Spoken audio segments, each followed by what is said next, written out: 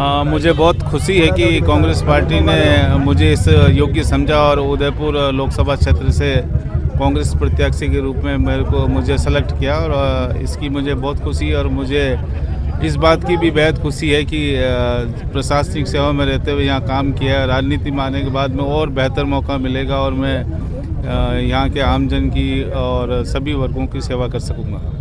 Sir, आप Udaipur collector भी रहे हैं, तो एक अब राजनेता के रूप में आपके हिसाब से उदयपुर लोकसभा का बड़ा मुद्दा क्या होगा? उदयपुर लोकसभा के बहुत सारे मुद्दे हैं जो बड़े मुद्दे हैं। पर्यटन की दृष्टि से आपको पता है कि उदयपुर देश और विदेश में काफ़ी जाना जाता है, लेकिन पर्यटन में ग्रामीण क्षेत्र में भी पर्यटन का जो प्रसार है आगे बढ़े, उसके लिए कोशिश करनी। और विशेष रूप से जो युवा है, युवाओं को रोजगार के अवसर सृजित करना। और ग्रामीण क्षेत्र में हमारी जो सरकार थी, गहलोत जी की सरकार ने प्रत्येक उपखंड मुख्यालय पे औद्योगिक क्षेत्र घोषित किए थे। हमने कलेक्टर रहते हुए मैंने भूमि आवंटन भी काफ़ी जगह कर दी थी और ग्रामीण क्षेत्रों में भी इसको उद्योगों को लाएंगे।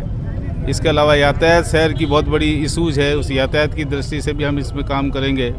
नया औद्योगिक क्षेत्र उदयपुर में डेवलपमेंट करने की कोशिश करेंगे। उदयपुर के लिए हाई कोर्ट की वर्चुअल बेंच के लिए काफ़ी लंबे समय से मांग की, तो इसको भी राष्ट्रीय स्तर पर हम उठाकर जल्दी से जल्दी जो बरसों पुरानी मांग है इसको पूरा करने की कोशिश करेंगे।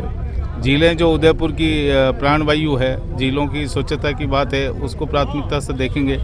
युवाओं के मुद्दे और विशेषतः जो खेल है, राजीव गांधी ग्रामीण और शहरी ओलंपिक खेलों का शानदार आयोजन गत सरकार के दौरान हुआ था। 400 के लगभग खेल मैदान भी हमने अलॉट किए थे। हम खेलों को बढ़ावा, मैं खुद भी खेलों में रुचि रखता हूं, खेलों को बढ़ावा देना भी हमारी प्राथमिकता रहेगी।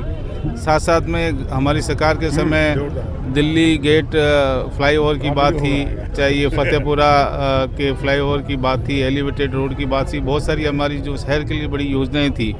साथ साथ ग्रामीण क्षेत्रों में रोजगार सृजन की दृष्टि से बहुत सारी घोषणाएं माननीय मुख्यमंत्री जी तत्समय के अशोक गहलोत साहब ने की थी, उनको क्रियान्वित करने की कोशिश करेंगे। बहुत सारे मुद्दे हैं और चूँकि मैं यहाँ रहा हूँ तो समस्याओं के बारे में भी जानता हूँ और कैसे इशू सॉर्ट आउट होंगे जो राज्य सरकार के स्तर पर, भारत सरकार के स्तर पर।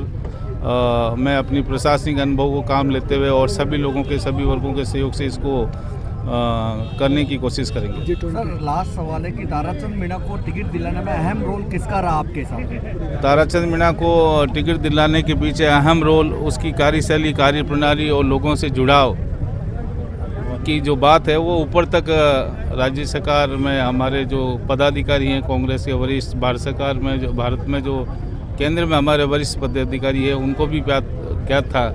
G20 का शानदार शो भी उनकी नज़र में था और साथ में नव संकल्प चिंतन शिविर जो आयोजित हुआ उसकी भी रूपरेखा बहुत अच्छी तरह से पता थी।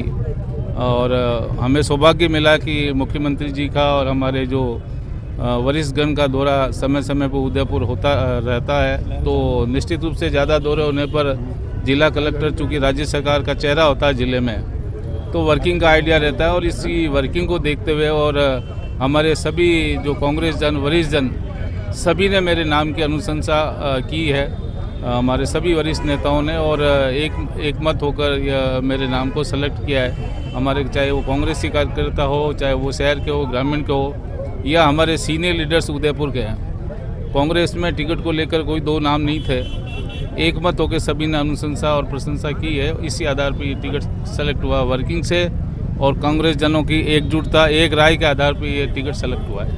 कांग्रेस पार्टी जिंदाबाद।